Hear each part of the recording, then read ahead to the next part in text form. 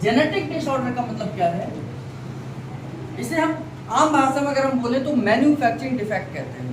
Manufacturing defect का मतलब है कि ये नॉर्मल कप है, हम जो चाय पीते हैं ऐसा है, ठीक है, एक किसी न किसी मशीन से बनता होगा, किसी न किसी मशीन से गुजरता होगा, है ना, फैक्ट्री में बनता होगा। अगर उस मशीन के खांचे में, जिस मशीन के खांचे में ये बन रहा है, तो खांचा भी ऐसा ही होना चाहिए तभी ये कप बनेगा।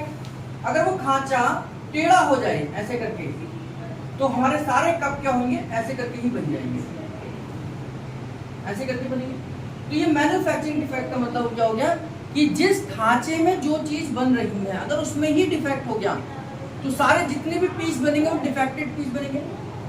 तो ऐसे ही हमारे जेनेटिक डिसऑर्डर में होता है कि हमारी हर चीज जेनेटिक लेवल पर बनती है। हमारी आंखें, हमारी नाक, हमारा मुंह, हमारी जीभ, हमारे कान, सब कुछ जेनेटिक है। तो जो ब्लड फॉर्मेशन है, ये ब्लड फॉर्मेशन जो बोन मैरो के अंदर हो रहा है, बोन मैरो क्या है, एक सेल है। हड्डी क्या है, सेल ही तो है। हड्डी किससे बनती है, ऑस्टियोब्लास्ट से बनती है, ऑस्टियोसाइट से बनती है। ऑस्टियो मतलब हड्डी, हड्डी की जो सेल है उस सेल के अंदर भी न्यूक्लियस है, उस न्यूक्लियस के अंदर भी आरएनए, डीएनए और क्रोमोसोम है। तो वहां पर जब डिफेक्ट हो जाएगा तो हमारी मशीनरी डिफेक्ट हो गई और जो आरबीसी बननी है वो भी डिफेक्टिव तरीके से बनेगी।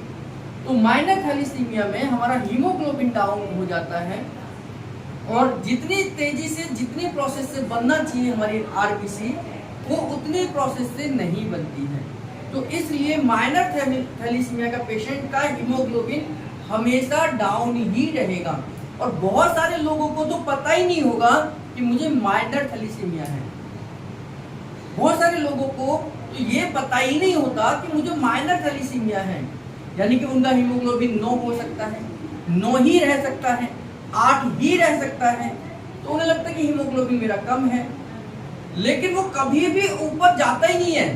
तो इसका मतलब वो माइनर थैलेसीमिया के पेशेंट है।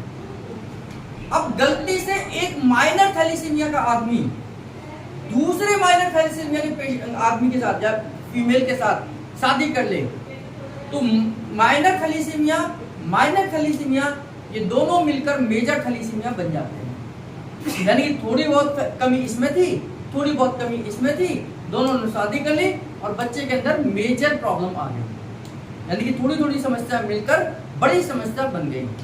तो ये माइनर थैलेसीमिया आपके मेजर थैलेसीमिया बनते हैं। जितने भी लोग मेजर थैलेसीमिया के लोग हैं वो ज्यादातर इसी तरीके से बन जाते हैं कि हम कुंडली तो मिला लेते हैं लेकिन अपनी ब्लड रिपोर्ट नहीं मिलाते हैं, है ना।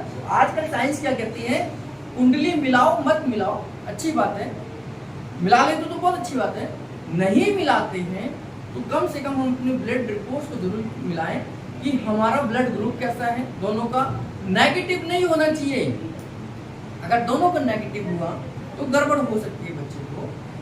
अगर माइनर थैलेसीमिया हुआ तो बच्चे को गड़बड़ हो सकती है ना। तो ब्लड रिपोर्ट जरूर हमें मिलानी चाहिए कि माइनर थैलेसीमिया के 2 लोग अगर आपस में मैरिज करते हैं तो बच्चा जिंदगी भर परेशान रहेगा, वो मेजर थैलेसीमिया के साथ पैदा होगा।